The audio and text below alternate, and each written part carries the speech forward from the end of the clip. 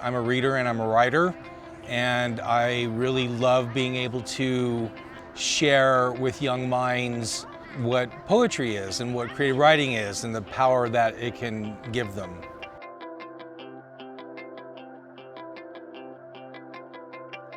Students come to the cabin with not a blank slate, and they arrive with their joys, with their traumas, with a sense of what's funny to them and with a sense of their experiences of beauty, and we help them to craft that into something that's giftable.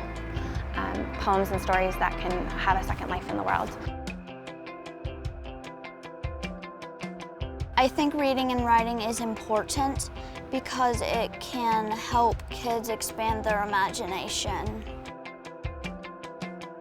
When we think about imagination, that's the origin of hope and possibility, to be able to imagine what could be or what if.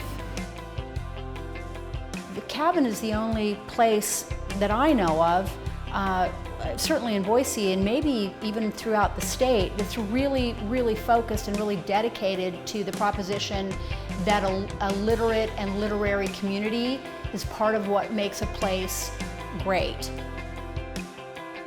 They're giving people opportunities to view themselves and view the world in different ways. The cabin doesn't just look at one style or type of author. They bring in fiction and nonfiction and genre and poetry and graphic novelists and everyone. And I love the fact that they're open to every kind of author and every kind of reader. What I love about the cabin is the community. It takes a group of people of all different levels of interest and ability with reading and writing and brings them all together and lets them all learn from each other, share what they love, and embrace the literary community here. But the magic of the cabin and the events are they take those individual pursuits, reading and writing, and you create a community about it. They don't wait for people to come to them. They go out into the different parts of the community, go find them, and to engage with them. We believe in the power of words.